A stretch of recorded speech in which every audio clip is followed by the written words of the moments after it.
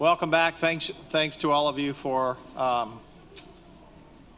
coming back for this last session, which is very important and features our rock star Vice Provost Adrienne Davis, who is going to tell us all about the Commission on Diversity and Inclusion. I think many of you probably already know that in 2015 we asked Adrienne and a group that she'll explain to you in a minute to form a steering committee for diversity and inclusion, which then became a commission. There were 27 members of faculty, staff, and students, 12 working groups. They sought input from 230 people, and they did some deep engagement and strategizing and listening, and produced a terrific report, which you're going to hear about. And you'll hear about our plans for publicizing it and following up and letting everybody know which aspects we're working on and when you can expect various things to happen, and so that you can ask us about where we are, and that we're as transparent as possible about that. To introduce Adrienne is our own Denise DeCou, who is the Director of Diversity and Inclusion, Content Development and Program Delivery. She has more than 25 years as a leader in diversity awareness, anti-bias efforts in St. Louis in the nonprofit sector, and she's a nationally certified diversity trainer, and she conducts training sessions at Washington University that are widely sought after and popular among the people who are able to participate, and so far she's reached 8,500 employees with workshops on workplace diversity. She was a member of the Commission on Diversity and Inclusion, so please give a warm welcome to our own Denise DeCou.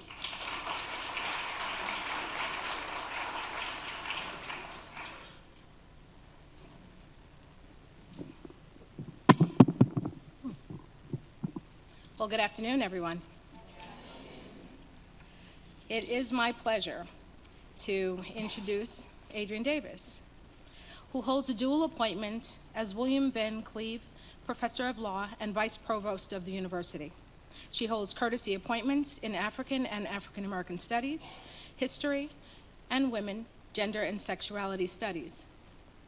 Adrienne Davis is a graduate of Yale College and Yale Law School, where she served on the executive committee of the Yale Law Journal.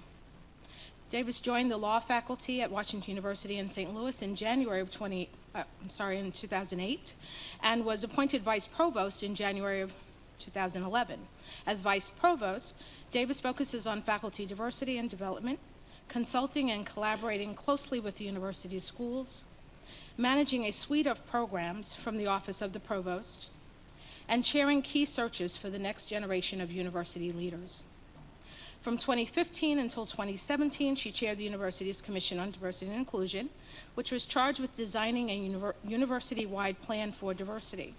She also works closely with other stakeholders at the university on a range of institutional policies, initiatives, and programs, including ones that support students and staff. As a teacher and scholar, Adrienne Davis focuses on the law of daily life, or how law regulates and affects people's daily interactions, decisions, and identities. She teaches trusts and estates, contracts, and a variety of legal theory seminars, including ones on slavery and the law, feminist legal theory, and law and literature. At the University of North Carolina, she received the law school's Frederick B. McCall Award for Teaching Excellence. As a legal scholar, Davis is renowned for her scholarship and teaching on gender and race relations, theories of justice and reparations, feminist and critical race theory, and law and popular culture. She has written extensively on the gendered and private law dimensions of American slavery, the legal regulation of intimacy, and how culture and law converge to distribute justice. She's published articles in the Stanford Law Review, the Columbia Law Review, and the California Law Review, as well as numerous other articles and book chapters. She is co-editor of the book, Privilege Revealed: How Invisible Preference Undermines America. At Washington University, she has convened 3 special issues for the law school's Journal of Law and Policy. Davis founded and is co-director of the Law, Identity, and Culture Initiative, and has also directed the Black Sexual Economies Project at the Law School's Center for the Interdisciplinary Study of Work and Social Capital from 2009 to 2013. She is the past recipient of a Bellagio Fellowship from the Rockefeller Foundation, as well as 2 research grants from the Ford Foundation on Black women in labor and women, slavery, sexuality, and religion. She is active in her professional affiliations and associations as well. She's a past chair of the Law and Humanities section of the American Association of Law Schools and currently serves on the organization's Membership Review Committee. She's been a distinguished lecturer for the Organization of American Historians for many years, and for 2 years chaired the Littleton Griswold Prize Committee of the American Historical Association. And finally, last but certainly not least, Adrienne Davis is deeply involved in several St. Louis civic institutions. The list could go on and on. And so, with that, it is my privilege and honor to introduce to you Adrienne Davis. Thanks, Denise. Thank you. I want to thank Denise DeCou for just being such a wonderful thought partner and, frankly, an inspiration since you've arrived. So, thank you. Let's see. Here it is. Go.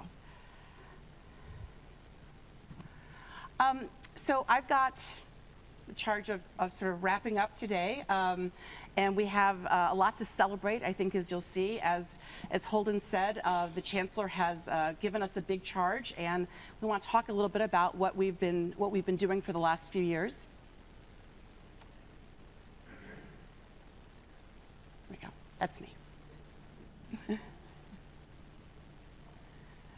So as Holden said, the summer after the uprisings following Michael Brown's death, the Chancellor asked a group of folks led by the Dean of the Law School, Nancy Stout, to spend the summer really focusing very, very deeply on what we could do as a university to action our values. We had deep commitments to diversity and inclusion, but we felt that we weren't fully actioning and living those values on a daily basis. And I feel like several people who were on that steering committee are here today. If you were on that steering committee, can you raise your hand? I know that Denise was on it and Ashley.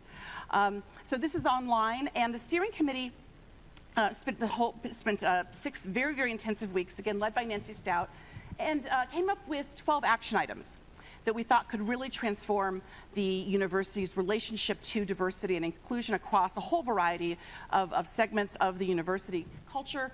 And there were 11 concrete action items, and the 12th action item was to create a commission to elaborate the previous 11 action items. So I've had the honor and the privilege, I want to thank the Chancellor and the Provost, of chairing the Commission on Diversity and Inclusion for the last 2 years. And again, if you were a member of the commission, can you please raise your hand? Several folks here. So we worked from August 2015 until October 2017. Our charge was to be a visionary body that oversees, synthesizes, coordinates, and promotes diversity and inclusion at Washington University. The Commission will assist the university in rolling out the initiatives over a 2-year period with the goal of enhancing the university's aims and goals over the long run. And here are members of all the 27 members of the Commission. Again, as Holden said, it includes faculty members, staff members, students, and several people graduated, so I guess we can now say alums because they remained involved. We engaged with over 230 individual members of the university community.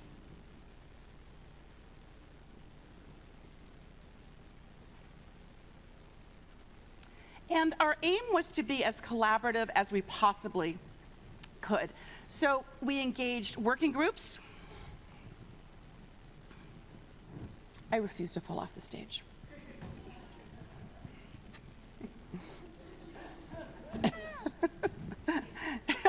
Exactly. I can, no, it's fine. Now I can, another, you know.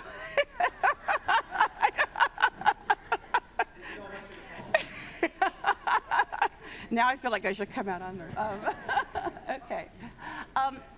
So the primary way that we did our work, with a commission who had 27 people on it, we represented a diverse array of backgrounds and interests, and some of us had been at the university for 40 years, and some of us had been at the university for a couple of months. But we rapidly realized that we did not have the deep expertise to really tackle all of the action items. So we convened 12 working groups in many of the areas that did have deep expertise and asked them to draft reports for us that they then came and they presented, and the commission sort of revised and made our own. We also met with many campus organizations, for instance, the Campus Diversity Collaborative, the Diversity Inclusion Forum for Faculty and Staff, the Danforth Staff Council.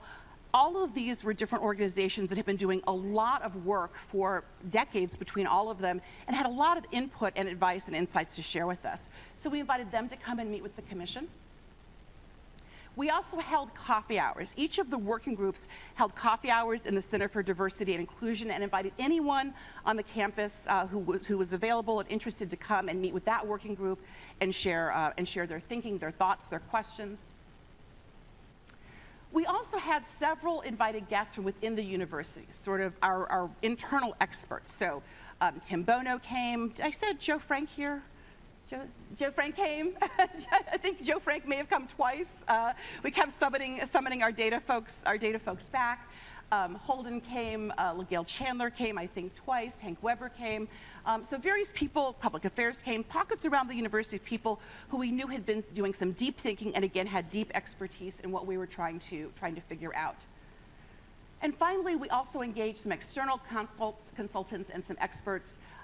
We flew in 2 chief diversity officers at 2 schools that were at very different stages in doing the work. University of Wisconsin is a very mature institution, has been working on diversity and has had a chief diversity officer for many years. Vanderbilt, sort of not doing quite, so more where we are in many ways, so much newer at the work, also sent someone to us. We also invited in a local corporate chief diversity officer from Edward Jones to get a sense of how corporate America was tackling things. And finally, we flew the vice chairs of the commission, Julia Macias, Will Ross, and Ling Gal Miles. They flew out to UCLA to meet with Jerry Kang, who's the sort of rock star CDO at UCLA. So we consulted deeply and broadly with folks who have really been doing the work or beginning to do the work. So in terms of the commission report, and hopefully you all got, when you checked in, or you can get one on your way out, the executive summary of the report. And Cecilia, do you want to hold up the full report? The full report is $500, or $500, wow. That was a Freudian slip. It was a complete Freudian slip. 500 pages, dollar page. It was 500 pages, and I'm less worried about the preciousness of that binder now because it is now all online, and you can find it. The links are in the executive summary, or you can find it if you typed in Worcester Commission report. You would be able to find it. So the full report is actually composed of 19 separate reports.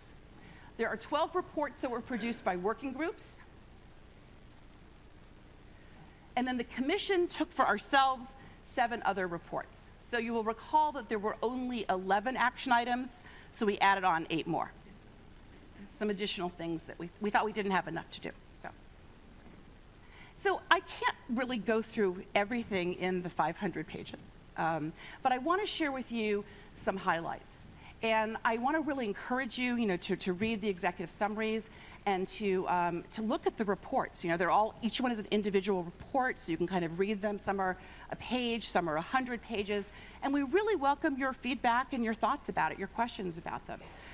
We are creating a web page. It'll be a website that'll be on the Provost website, Office of the Provost website, so you'll be able to follow our progress as we go through all of these. But right now, again, I just want to give you some highlights of some of the work and some of the recommendations that we have made. So one of the big recommendations was to create an academic university-wide race and ethnicity center, right? We all know that we are at Missouri, yet again, is at the center of not only the nation, but in many ways, the world's thinking about race and conflict and citizenship yet again. And I see you shaking your head, and we've been here before, right? It's a couple hundred, it's about 150 years of this, right? But the part, I mean, and it's horrific on a daily basis, right? It's really traumatizing. However, from a research perspective, some of the best scholars and researchers on race and ethnicity in the world want to come here and study this set of issues, the disparities, the policing, the educational piece of it, the built environment, right? Public health across every single discipline that we have. So these are some of the things that we would envision a race and ethnicity center doing. We had students on the task force, and very, very importantly, they gave us very concrete ways that they felt a race and ethnicity center could support their own learning and their own research. Okay, so it's about a 100-page report. Again, welcome your how many times have you read it? Multiple times, right? Anything, what am I missing? Is good? Okay. One of my lieutenants. One of my lieutenants. Another key set of recommendations is about staff diversity. We had a working group that worked on this and also worked very closely in conjunction with Human Affairs, which was Human Resources, which was already working on many of these action items as well. So we kind of paired together. So we produced our own report, but in the report you'll see that there are lots of things that align already with things that Human Resources had in the pipeline. So some of the things, again, this is a very long, robust report, but some of the things that we pointed out here were to enforce annual staff evaluations, to expand our already very good benefits, but to see if we couldn't fine-tune them in order to support the diverse array of families that we have on the Washington University campus as part of our community. Again, Human Resources already has several efforts in the works to create a whole suite of programs. So we talked about different ways the university might be able to support and facilitate that movement. We talked about recommended establishing a career development fund for staff, bringing staff up to closer to parity with faculty members in terms of getting paid parental leave, which is an emerging best practice among our peers, and to develop consistent bias and discrimination reporting and training for staff, right? We have it for students. We should also have it for staff as well. Undergraduate students. Tony Tillman, I don't know if Tony's still here, I saw him earlier. So Tony led this effort, and again, it's a very long, very comprehensive report, but just some of the things I want to pull out are to continue our effort to expand the numbers of Pell-eligible students and enhance our ongoing need-based financial aid, to really focus on increasing the retention of underrepresented students in STEM.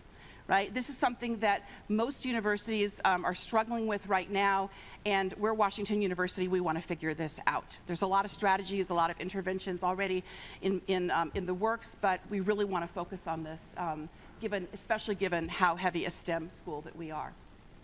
Other recommendations are to increase financial transparency, right? What is the full cost of attending Washington University? When you sign up for a class, how much is that class going to cost you? Is it going to cost you $20? Is it going to cost you $1,000, right? That's something that our students want and need and deserve to know at the front end. We have developed a number of academic pipeline programs, many of which are performing very, very well. We want to continue to invest in those, right? Part of the hallmark of being a research university is that we produce the next generation of academics, right? So unlike other colleges that aren't focused on that production of the next generation, that's part of our mission, and we want to make sure that the next generation of academics and researchers is diverse. So we should invest in those pipeline programs. Again, offer greater diversity in courses, and we have a really wonderful suite of academic support services for our students. Our students tell us they can't always navigate or figure out who does what, so create a database and a portal to make all of that available to students. Graduate students. So recommendations include creating a standing committee that would be across the university, composed of representatives from all of the schools that have graduate programs, to create a standing committee to focus on developing best practices, for Washington University to host signature national conferences and seminars that will recruit diverse graduate and professional school students, to share best practices, to systematically recruit from our undergraduate pipeline programs. We have some of the best undergraduate programs here. Mellon Mays Seminar, the Rodriguez Scholars, the Urban Scholars, right? We should be systematically recruiting from there into our graduate programs. In addition to recruiting from minority-serving institutions, there was also a recommendation to create a new position of graduate diversity recruiter who could then work with and align across all of the schools and their admissions offices. The Gephardt Institute. I got a really lovely note from Stephanie Kurtzman. I don't think she's here right now, but she saw the report online and she gave it a thumbs up. She gave the Gephardt Institute Urban Fellows recommendation a thumbs up. So I think it was this year that the Gephardt Institute launched Public Service Fellows. So this is the second year? So this is year 2 of the Gephardt Institute's, I think we're calling it the Public Service Fellows program. Yeah, Public Service Fellows program. In many ways, you know, we produce great research, we save lives as a university, literally. But in many ways, I think our greatest production, our greatest asset is the students that we graduate every year. And increasingly, those students want to stay in St. Louis. They're finding it home, they're finding it to be a community. So many of them have all different kinds of skills and they want to stay here and they want to bring those skills to bear, many of them in public service. So the Gephardt Institute has created this Public Service Fellows program that empowers students to stay here and to work in city government and sort of through the university as a cohort experience. And so our recommendation was to expand it to include graduates of the other 7 schools. And I got an email from Stephanie Kurtzman that said, already in progress, so we can check that one off the list. Faculty. So we've been doing better, but we still have so much work to do in diversifying our faculty, right? So the challenge is to stop comparing ourselves to where we were, because we've come a long way from where we were, but now we have to become aspirational to become really the national leaders in this area. So recommendations here are to broaden the reach of the search seminars and workshops that we already are running, and we're getting this request from our hiring chairs, we're getting this request from our department chairs and from our deans. So they're all saying, don't just keep doing what you're doing, deepen it, touch more people. So many of our faculty are wanting this information or wanting these resources so that they can run diverse searches. In addition, a lot of our faculty members are constantly traveling, right? And what many of us will say kind of on our way out the door, you know, on the way to the plane is, oh, by the way, I'm gonna be at this school, I'm gonna be at Howard University giving a talk. Is there any recruitment I can do there? It's like, yeah, but like, I need to get you some stuff, right? So we want to create toolkits and maybe give some small grants to some of our faculty members who are saying, hey, I want to help, right? If I'm going to X, Y, or Z university, maybe I'm going to, you know, going to University of Ghana, I'm going down to University of Houston, and I want to do some recruitment down there. I want to make some connections. I want to begin to build some connections and some relationships. We want that to be seamless and easy for them. We should continue to strategically partner with some of the national pipeline programs that are doing great work. Review tenure standards. This was a very interesting one. Some universities, some research universities, have begun to include it. Well, let me start by asking this. So what are the 3 things required for tenure at Washington University? Research, teaching, service, right? So that's great. Community engagement. If you were here this morning, you heard a powerful call from my colleagues about how so many of our colleagues, increasing numbers of our colleagues who we are recruiting here, specifically because of their research on race, disparities, gender, you know, all of these things, the built environment. And we recruit them here, and we recruit them here with the promise that we want them to go out and to transform to translate their research into the broader community. Why should they come here and not go to UCLA or go to Stanford or go to NYU? Because St. Louis is the place to come to do this work. And then once they get here, we say, your tenure will be based on your research, your teaching, your service. And if you want to go do community engagement, that's fine, but that's kind of, you know, that's volunteerism, right? So what we're recommending, because tenure is very much under the province of the faculty, so we're recommending that each school, each department, each discipline look at a document that we've produced and decide, does community engagement is this something that should be valued as part of your tenure standard as well? And if it would be, then there's things in the document about how that could be. It's not something the administration can mandate or that we would mandate, but something we're recommending that every unit look at, and especially the units that say that community engagement is a core part of their mission. And I'm standing right here, obviously, in the Brown School. Mary?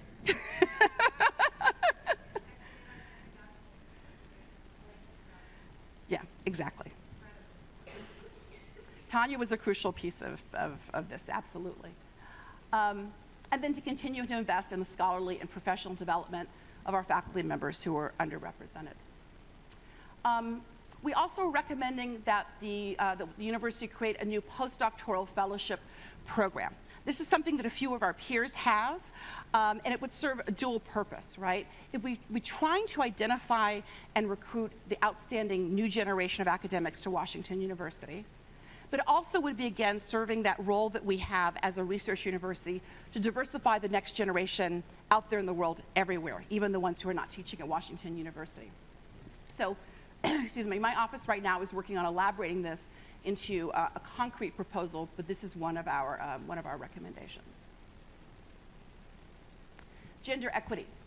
Tanya Edmond and Diana Gray led this report, and it recommends several things, including creating new offices for women faculty that would develop strategic planning, implement training, other programming, and consistently advance equity.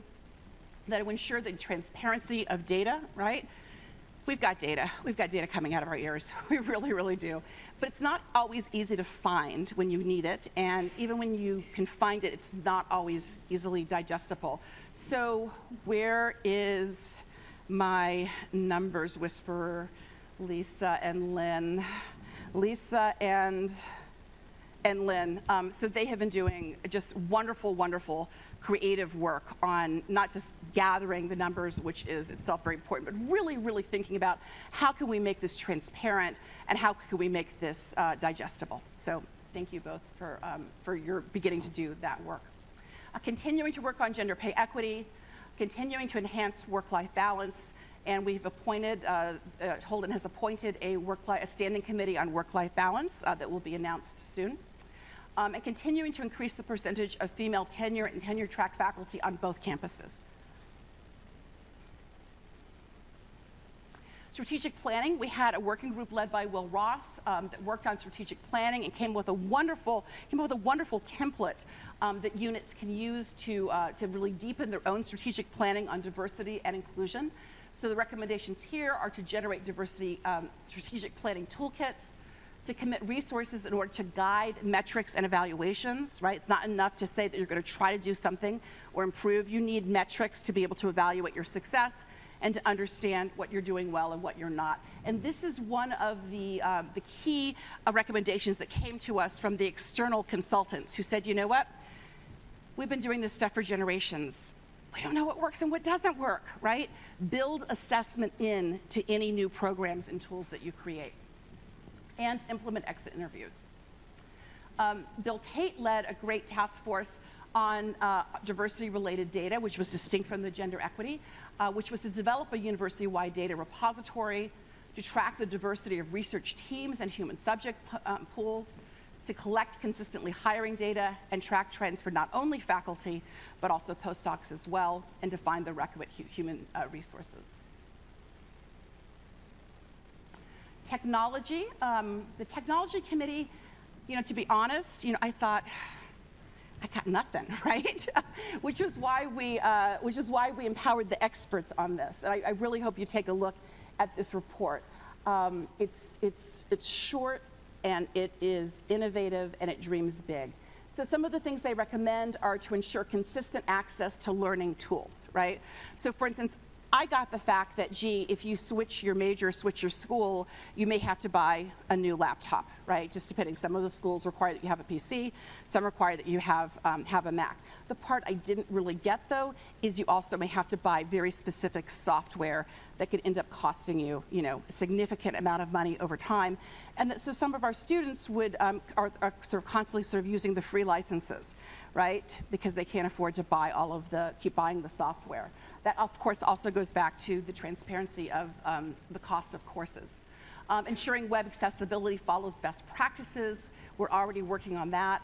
To audit and better communicate accessibility information, right? So if I broke my leg, I need to get from here to there. What's the best way to do that? If I go out this door, will I be able to get over there, or will I encounter some steps or a wall or what have you? Developing virtual tours of the university. And this is where disability lines up with geography, right? So our campus is a wonderful asset, right? And we know that once people come to our campus, it is very hard for them to turn us down, right? Whether they're students, whether they're staff, whether they're faculty, we know just getting them here, assuming that the weather's nice, right? Which it usually is, we know that that's our best asset, but big pockets of people can't come here, right? Some people can't come here because it's inaccessible. Other people can't come here because of money or because of geography. So there's a wonderful set of recommendations here in this report to develop virtual tours using, they're not Google Glasses, but it's something like Google Glasses. And that people would then really be able to participate in interactive tours wherever they were, as long as they had access to a cell phone. We also talked about our third-party vendors who, because they're not hooked up to our systems, don't get the emergency alerts that go out on campus, and frequently also don't get access to just sort of very basic information about things that are happening on campus, like the Day of Discovery and Dialogue or MLK Day. So we talked about ways to bridge that gap and to make sure that they feel included in our community. And finally, to continue to build infrastructure to empower the expression of diverse gender identities, which is a matter of getting the computer systems to all work and speak to each other. We also made a recommendation to continue to develop a strategic communications plan. Public Affairs over the last several years has really made diversity inclusion one of their signature value sets, and we want to continue that work and to do it in a very strategic way, right?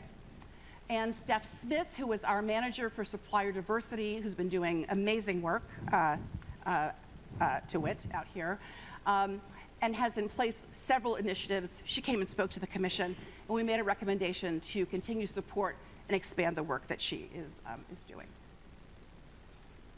Okay, the last thing I want to talk about is something that the Chancellor talked about last night. So I'm sort of ending in some ways with what we are starting, the biggest initiative that we're starting with as a university. Excuse me, I don't know how many of you were there last night when the Chancellor spoke at the medical school. But one of our recommendations, which was the brainchild of Denise DeCou, was to create an academy for diversity and inclusion. And here's the thinking behind it. It's really hard to move the numbers of people on campus, the demographics. That's challenging, right? But as challenging as that is, it is far more challenging to change culture and climate, right? It is extremely, extremely difficult. So on the student side, we have Emelinda Pena and her team. I think I saw Purdy. Team. They're off doing the work. So we have the Center for Diverse Inclusion, which over the last several years has been doing, I think, wonderful work, building out a suite of programs and classes and initiatives to support our students and to really try to drive the culture and climate of change for our students on campus. We also need that for our faculty and staff, right? And our students, we love them, but we turn them over every year, right? Our faculty and staff, ideally, we keep them here for their entire careers. And in fact, I'm going to look at you, Bianca, might your experience be better if we got our faculty and staff a little bit more on board, right? So the two things are deeply connected, right? So we see the academy is a place that faculty members and staff members can go to try to get that same skill set, that same sense of community that we're giving to the students through the Center for Diversity and Inclusion. We see it as a place to create strategic visions, to change climate and culture. We see it as a place to house and coordinate and leverage our existing efforts, right? Like the Campus Diversity Collaborative, like the Association of Women Faculty, like Trailblazers, like MLK, like DIFS, right? We see all of those groups bridge, having a home there to build their capacity, right? We have all of these people at this university who don't want it, they want to make it a better place to work and to live and to be, right? And this is volunteerism at its best. And we don't give them really any support beyond, we give them money every year. Here's some money, but we don't give them additional support. So we see the Academy as a place that can provide that support. So this is something that has been embraced by the university. The initial leader of the Academy is going to be an assistant vice chancellor, reporting directly to Executive Vice Chancellor for Administration, Hank Weber, and we'll be able to hire a tight team to support them. And some of the things that we also envision coming in under the Academy will be 2 other big recommendations from the Commission report: training, building D&I awareness, knowledge, and skills. How do we get people to take advantage of training, right? We're all very, very busy people. So this report came up with a set of recommendations the university could implement that would really encourage people and show people concretely that this is institutionally valued. And also to assess it. How do we know it's working, right? Should we keep investing in it? Is this model better than that model? And then 2 final reports were on diversity events and awards. So we recommend that the chancellor host awards, annual awards ceremonies to honor individuals who have made real campus changes in diversity and inclusion work. And that would include not only those individuals who would probably get a small cash award, but they also would be able to direct some funds towards the organizations that had supported them as well, right? So if you were a member of the Danforth Staff Council and you got an award, you might be able to direct some small amount of money to the Danforth Staff Council, which had supported the work itself. We also envisioned that we would host a biannual summit. So past recipients, past awardees would come together with current awardees regularly every few years to talk about the work. And finally, to ensure ongoing community dialogue through key events. Again, we have these, I think, signature events. We have MLK Day, we have McLeod Honors, we have Trailblazers, we have the Day of Dialogue and Discovery. What probably characterizes all of them in some way is that probably everyone who works on them would say, I could really use a little bit of help, right? So we see the Academy as a place that can support that work. So there are a lot more recommendations. Again, I encourage you all to go online, check out the report. But what questions or comments do you have? Or, Bianca, do you want to add anything? You were in the room for so much of this. Your fingerprints are all over it. You're good. Denise, do you want to add anything?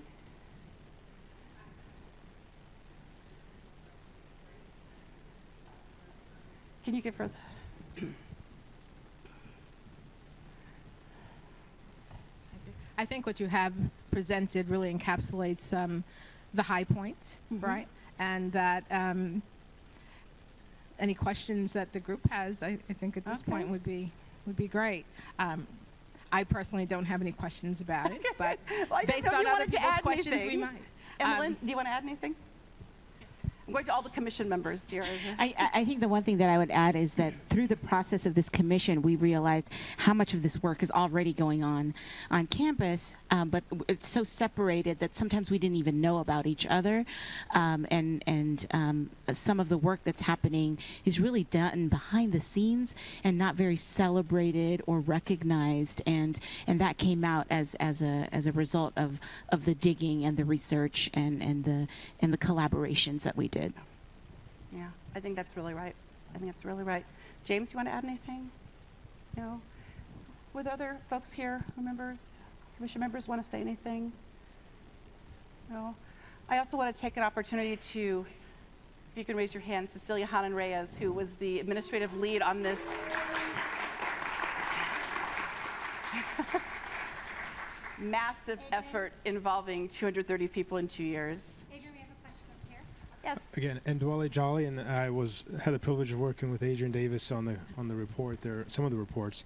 And I have a question regarding the academy. I fell off the storyline a little bit. I know that the position and the concept was discussed, but we also, I think, had a discussion earlier on about a physical or a sort of a symbolic physical location. I know space here is a premium, so I wasn't sure if this is going to be sort of like more of a virtual connection, or will there be a physical sort of space in which folks can interact as well?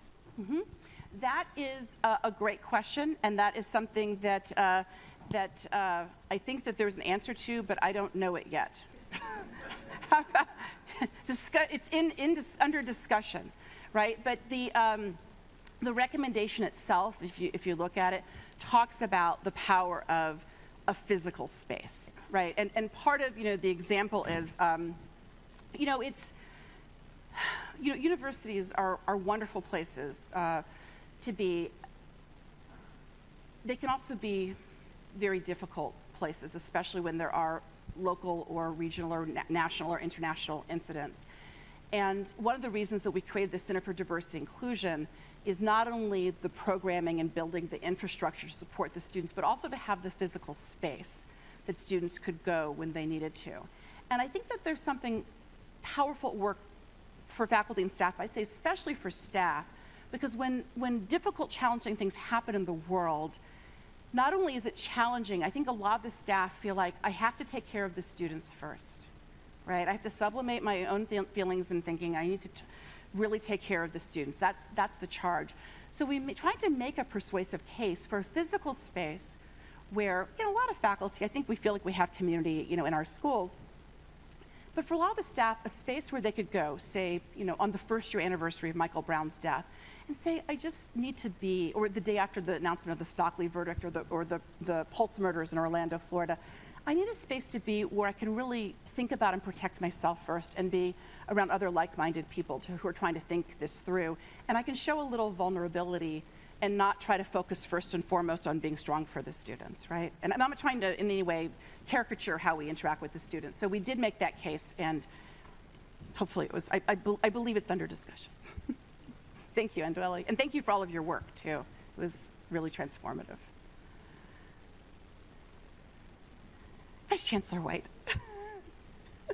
So Adrienne, the Academy and the Assistant Vice Provost position, really, really exciting, and those things are being acted upon. Mm-hmm. So you just shared with us all these other wonderful recommendations and ideas. So what happens next with all of those? Absolutely. And just to be clear, it's an Assistant Vice Chancellor position. It's reporting to Hank. Just want to clarify. It's just because it's reporting to Hank. So what's next? So we have a spreadsheet, right, of every single individual recommendation, and we're just going to start tackling them, right? We can't do them all at once, so we sat down, we really thought about it, Mark and Holden and Hank, really, worked this through with the University Council, and we thought, what should be the big priorities, right? What would be some of the things that would be the most transformative? And we felt that the Academy would be one of those, right? So that's the biggest one that we're moving forward with, full steam ahead. We also are developing some plans to tackle the Race and Ethnicity Center, which was probably the second biggest that would be deeply transformative. So we're taking that at a slightly slower pace because it's research, it's academic, it's going to take a little bit more time to kind of get our arms around it. And then there's everything else is sort of divvied up, and we're going to create a website on a web page on the Provost website where people will be able to sort of watch it. Not in real time, like I wouldn't, get on there like that train and it was in Norway. You can sort of watch, you go across so it's not quite that real time, but you'll be able to sort of watch, and we'll communicate as we're able to check things off the list. And some things already we're able to. So we'll encourage people to continue going to that site. And when big things happen, we'll announce them in the record. So thank you for that, Ringer. Appreciate it. Ashley. I want to echo the previous comment. Thank you for the opportunity to sit on some of the working groups for the commission. I thought you had some really good, or the commission had some really good ideas about faculty recruitment, particularly among underrepresented minorities, and wondered if some of those ideas can be translated to recruiting graduate students as well, so that they could happen concurrently. That's a great point. We wrote 2 separate reports, and so the recommendations on recruiting graduate students are slightly different than they are for recruiting faculty, for lots of reasons, but they align in a lot of ways. And I think what we would love to see your team do over in the graduate school is kind of go through it. I mean, I know you were already, that your team were on various parts of this. So I can't remember now if there was a similar recommendation to empower faculty to sort of go and sort of have toolkits to recruit graduate students. Yeah.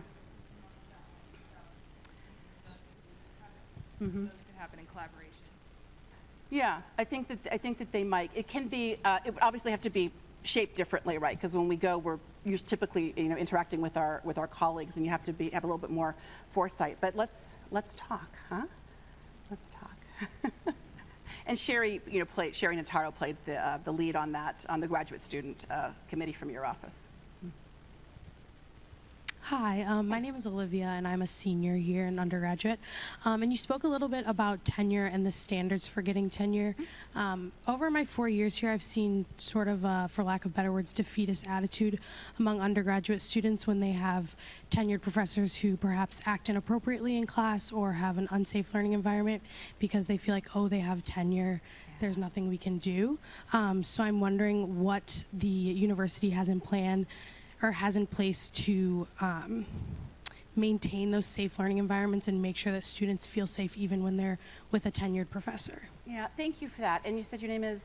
Olivia. Olivia? Okay. Thank you for that. And if that's happened to you over your last 4 years here, I apologize. I will say that having been a faculty member for 25 years, there are probably a lot of students out there I should apologize to personally, and not because I intended it, but sometimes I think back on things that I said in the moment. I just think, oh my gosh, I can't believe I said that 10 years ago. I'm mortified, I'm horrified. I don't think I'm a bad person, but there's just so many things that we don't know, and in the moment, we put our feet in our mouths all of the time, and you all have to bear the consequences. So thank you for bringing that up. I'd say we can do something in between. When you said nothing you can do because they have tenure, it's something in between nothing and exactly what you all would want, right? So something in between that. Sometimes when I meet with students, sometimes they say, I want the faculty member fired. When I was a student, I said, I want him out of here, right? And, I'm enough of a Marxist, that I believe that workers shouldn't be fired summarily for, that we should try to work with them, that we're a community of people. So a lot of the answer to this is better training, right? Access to better resources, right? And better leadership, right? All of those things. So some of the things we do have in place, right? And we need to improve and refine them. So Emelinda LaPena's team, right? Dean of the Center for Diversity and Inclusion, they have what is still probably called the first generation of the bias report and support system, right? So it's a BRSS 1.0, right? We know it's a 1.0. We know that it functions well for a 1.0, but the question is, can we get it to a 2.0, right? So her team is actively working on that. They review the data regularly. The deans review the data regularly. The provost reviews the data regularly, and constantly trying to figure out how can we improve this system. So that's one thing. I saw Beth Fisher earlier. I don't know if she's still here. I saw her. There she goes, Beth. Okay. So Beth and the teaching center have a full-time person who is Beth, the director, whose full-time job is to help support the faculty in the classroom. So they've designed a suite of, and I've been through a lot of them, I think very good workshops that help our faculty with things like, how do you combat stereotype threat in the classroom? How do you combat imposter syndrome in the classroom? How do you combat microaggressions in the classroom? We probably need one on how not to be a jerk. Please don't be a jerk in the classroom, right? Maybe, if we could get the faculty to sign up for that one. But again, this is very much 1.0. Like, we're talking about things that probably have been created within your time here, right? So we're still very much at the beginning stages of this. So we're all working on it. You're right, tenure means that typically we can't fire people, right? But most of my colleagues are here because we actually like teaching and we like students, right? And sure, when you approach people and you say you're a horrible person, if students, come up to me and say, you're homophobic, you're XYZ, but when people come up to me and say, you're a good teacher and I think you could be better, I'm really open to that, right? The provost now invites Beth Fisher to come and do a smaller, sort of a mini session for every new faculty member that we hire, right? So it's not your job, but we are deeply appreciative that you and your classmates continue to tell us how important this is, which then gives us sort of the bandwidth and the leeway to continue to work on it. So hopefully when you come back for your 5th year reunion, things will be better. And we'll know whether they're better because we continue to track them on the bias reporting system. Emmeline. I will say that we are working on some plans and for the summer project that we'll be working with Michelle Smith. Great. Specifically Wonderful. Wonderful. That's wonderful. That's wonderful. And I will say, I have, I've been teaching for 25 years, and something's happening now that didn't happen 3 years ago, which is my colleagues, they come to me not as vice provost, but just as a colleague and say, boy, I really messed things up.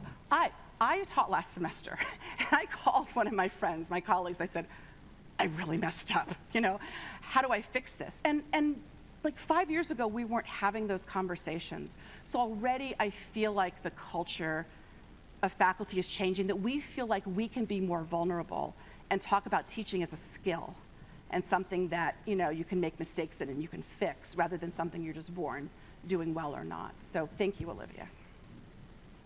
Yes. Hi, my name's Margaret Clancy. I'm a staff member here at the Brown School.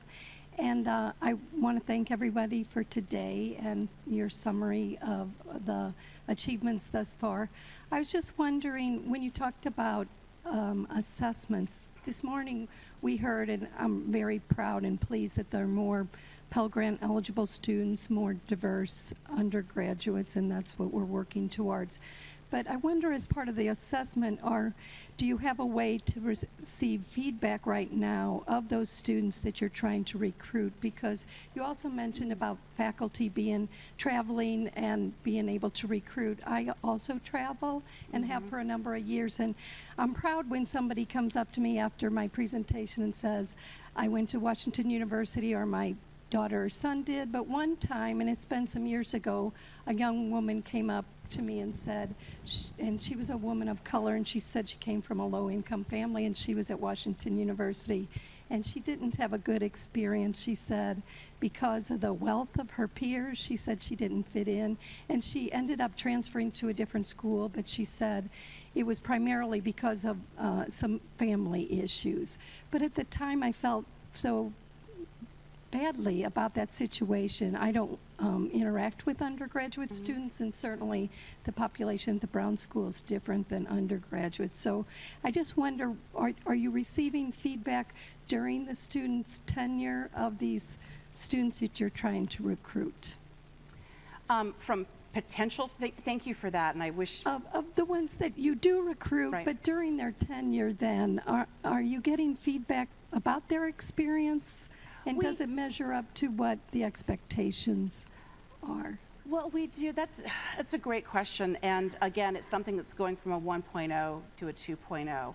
So we do regular climate surveys of students while they're here. I think that's what you're talking about. So we do one set for undergraduate students and then a second one separately for graduate and professional school students. I feel like we do it every 2 years. And it's run through the Center for Diversity and Inclusion. And I think I'd say the data is typically not it's not surprising, but it's not necessarily what we hope for. People with marginalized identities are not having the same experience with people as privileged identities, and it's not surprising, but it's deeply disappointing because we want to be better than that. So I can connect you up with...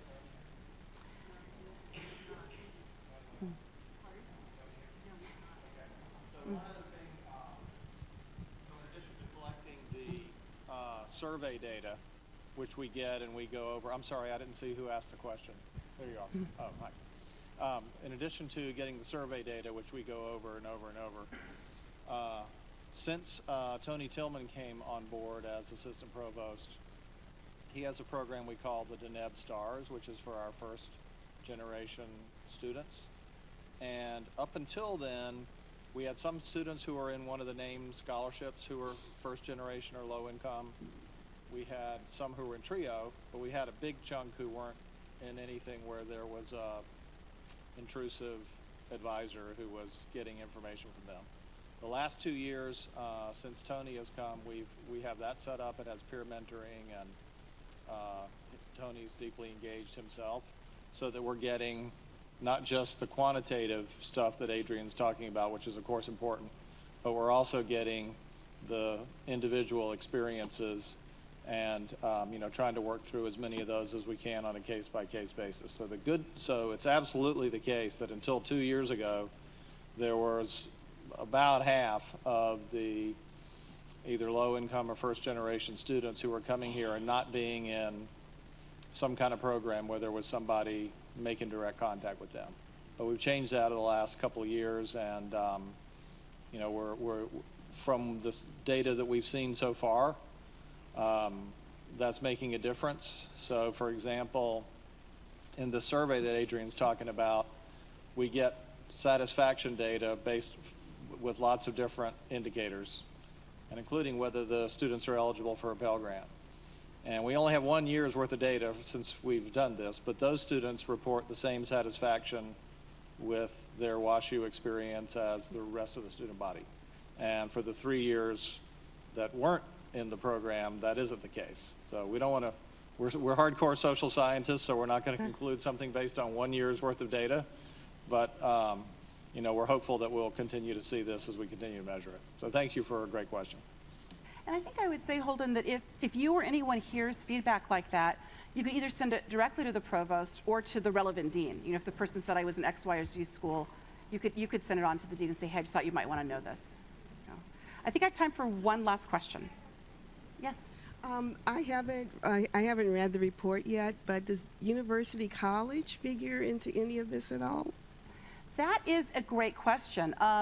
University College is in some of the reports, but I'm trying to remember now exactly which ones, and so I can't remember. But I'll get your email information, and I can follow up with you and tell you, I'll go back and run a search and find exactly where they are. We didn't have a separate, look at University College, but there were places where we specifically called out University College and said, and to make sure that we included University College. Yeah, once in a blue moon, I'm not adjunct faculty anymore, but, I'd see a student think, well, he or she has the makings of a really great scholar, but nobody's ever said to them that was a possibility, and there was no way to connect them to the rest of the university. So we're trying to do a better job of that now. The new dean of University College, Mark Rollins, is trying to do that, and I know we have some informal, I'm not sure yet if we have formal pathways and connections, but I know we have some informal pathways and connections. If you see a student like that, you could email any of us, right? And we could kind of get the lines of communication going. But that is part of Mark's new focus. So, thank you all very much. Thank you, Holden, for the opportunity.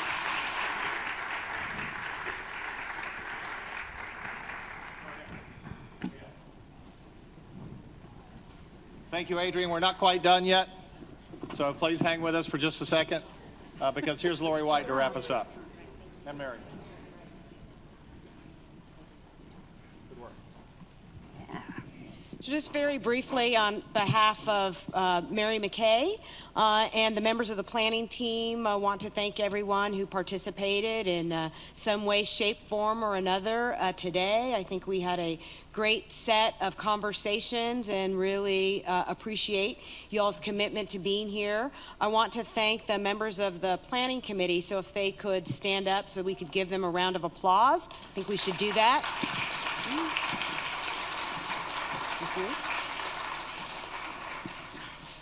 And I, in particular, want to single out Bianca Kashal, who's back there passing some things out.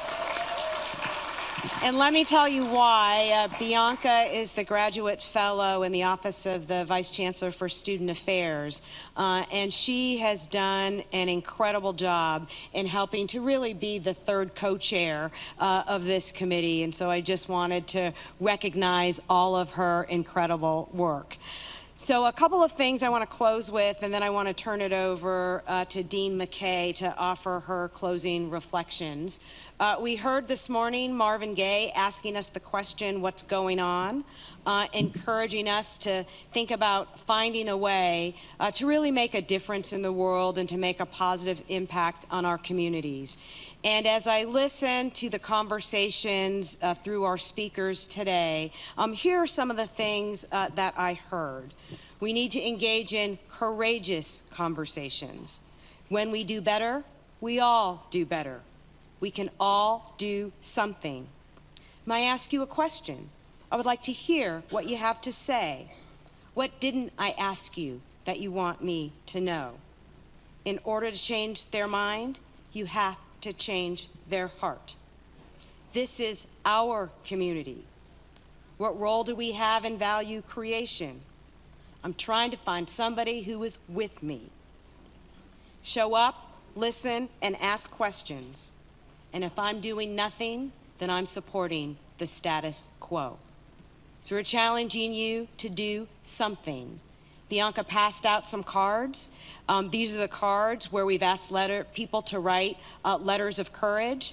So I'm going to ask you to write a letter of courage to yourself.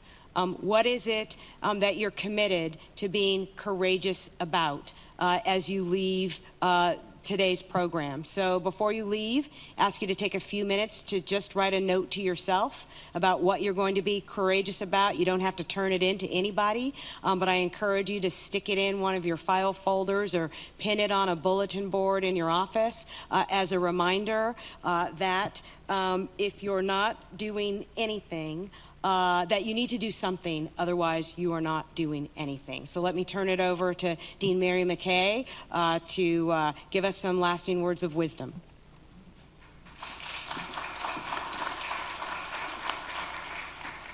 So, Lori, thank you so much. And really, between Lori and Bianca and the committee, I have been so privileged to work with you over the last semester plus, and so thank you all so very much. So the only thing that I will add as we leave is I know that I have been today, all day and last evening, in the midst of incredibly special, committed people. Remember, events like this self-select people that are interested, committed, passionate about this work.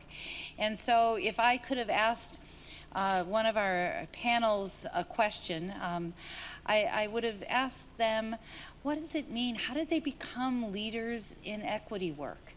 What was the toll that that took on? How did they bolster their commitment so that they could actually do that work day in and day out?